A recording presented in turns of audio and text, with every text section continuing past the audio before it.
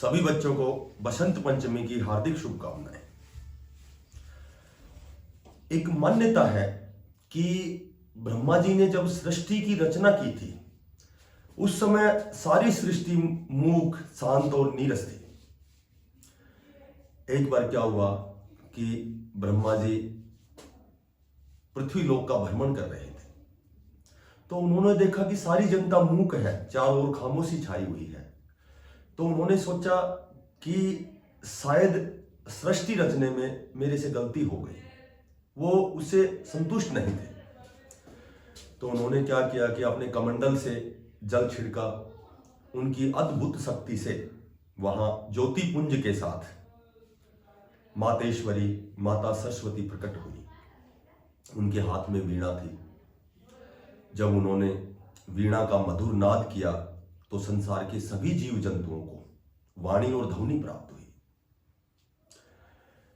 वीणा धारिणी वाणी की देवी, विद्या और धन की देवी, संगीत की देवी, कला की देवी, मां भगवती, मां शारदे, मातेश्वरी, मां सरस्वती का जन्म माघ महीने के शुक्ल पक्ष की पंचमी को हुआ। उनके जन्मोत्सव के उपलक्ष्य में आज का दिन हम बसंत पंचमी के रूप में हर्षोल्लास के साथ मनाते हैं।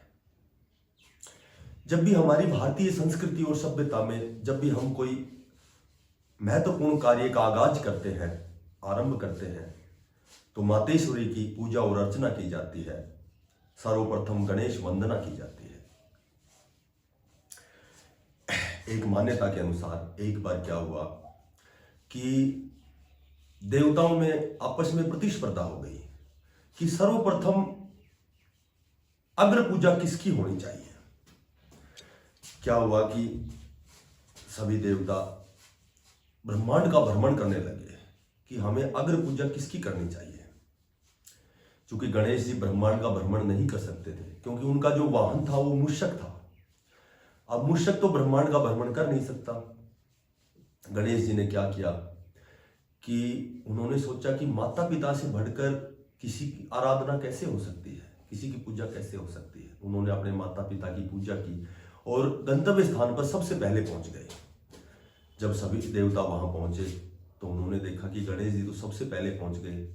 उन्होंने पूछा कि आप इतनी जल्दी कैसे आ गए और आपने किसकी पूजा की। तो उन्होंने बताया कि माता पिता से बढ़कर इस संसार में कोई दूसरा नहीं है। सबसे पहले जो अग्र पूजा है वो माता पिता की होनी चाहिए। उसी दिन से जब भी हम कोई शुभ कार्य प्रारंभ करते हैं, शुभ कार्य का आगाज करते हैं, तो सर्वप्रथम गणेश वंदना से प्रारंभ करते हैं। पिता से बड़ा कोई सलाहकार नहीं होता। पिता एकमात्र ऐसा व्यक्ति है जो अपने पुत्र को अपने से बड़ा देखना चाहता है। माता से अधिक हमें कोई प्रेम नहीं करती। हमारे जीवन की सबसे पहली अध्यापिका माता होती है। माता हमारा जीवन है। व्यवहारिक रूप से माता हमारे से मित्रवत व्यवहार करती है। माता से हम सेवा भाव सीखते हैं, पिता से बलिदान सीखते हैं। माता पिता हमें जीवन मूल्य सिखाते हैं, जीवन की चुनौतियों से लड़ना सिखाते हैं। माता पिता हमारी जो मूलभूत आवश्यकताएं हैं, जो हमारी जीवन की बुनियादी चीजें हैं, उनको पूरा करने के लिए बड़ी मेहनत और मशक्कत करते हैं और बदले में हमसे कुछ नहीं मांगते। वे हमसे केवल स्नेह और अनुराग रखते हैं, केवल एक अपेक्षा करते हैं कि तुम जीवन में एक अच्छे नागरिक बनो, जीवन में सफलता प्राप्त करो, देश की सेवा करो, अपने माता पिता का कहना मानो। अपने जो बच्चा माता पिता की सेवा और शुश्रूषा करता है, भगवान उनकी प्रत्यक्ष और अप्रत्यक्ष रूप से सहायता करता है। जन्मदाता है जो नाम जिनसे मिला, थाम कर जिनकी उंगली है बचपन चला।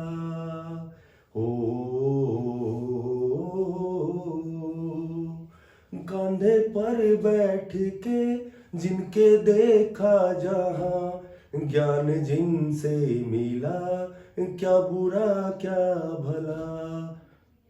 इतने उपकार हैं क्या कहें, ये बताना ना आसान है। धरती से रूप माँ बाप का, उस विधाता की पहचान है। गुरु से बड़ा हमारा कोई हितैषी नहीं होता। गुरु के मार्गदर्शन से हम इस भव सागर को पार करते हैं। या तन विष की बेलरी, गुरु अमृत की खान। शीस दिए तो गुरु मिले, तो भी सस्ता जान कबीरा, तो भी सस्ता जान। यदि गुरु की प्राप्ति हमें शीश देकर भी होती है तो ये तो बहुत सस्ता है। सब धरती कागज करूं, लेखनी सब वन राज। 7 समुद्र की मसी करूं, गुण गुण लिखा न जाए कबीरा।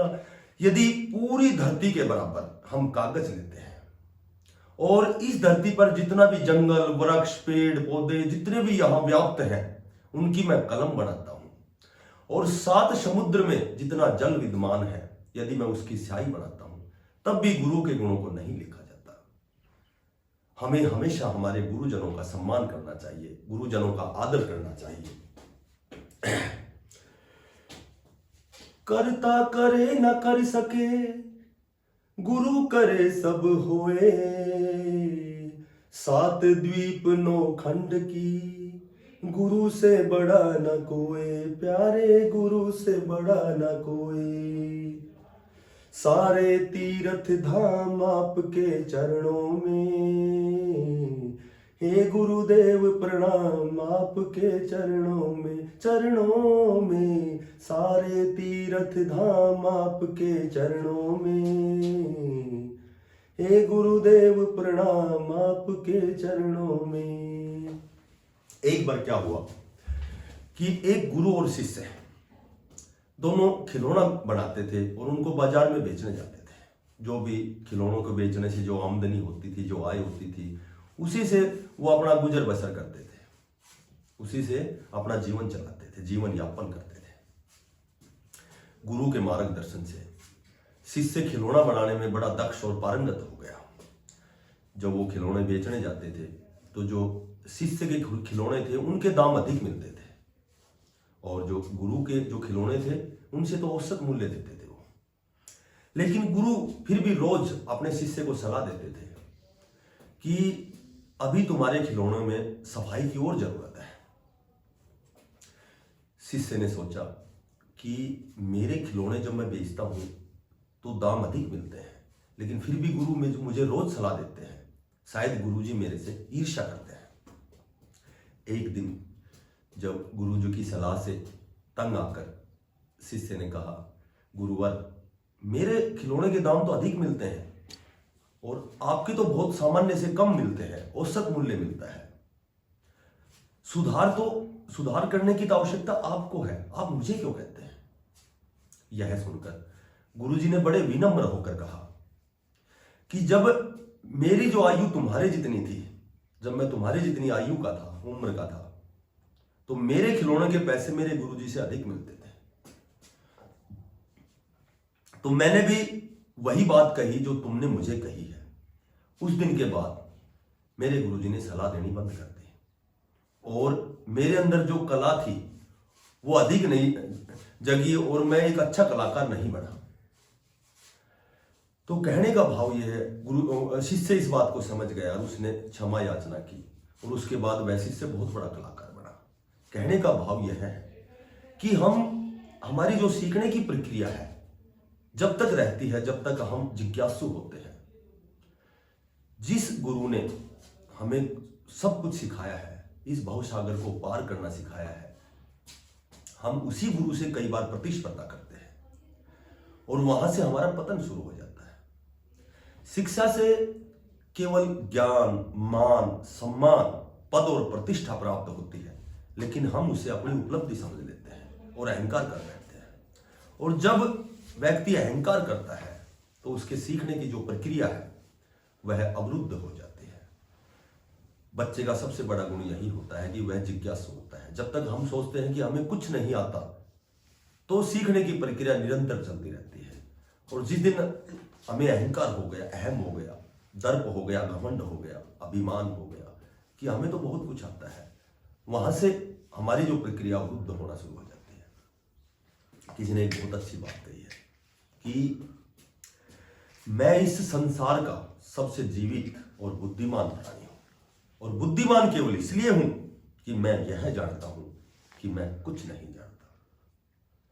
तो यदि हम ऐसा जानेंगे कि हम कुछ नहीं जानते तो हमारी सीखने की जो प्रक्रिया निरंतर और नियमित रूप से चलती रहेगी। आज के इस पावन पर्व पर, मातेश्वरी के जन्मोत्सव पर सभी बच्चे संकल्पकृत होकर यह प्रण लें कि हमें अपने माता पिता और गुरुजनों का सम्मान करना है, उनका आदर करना है।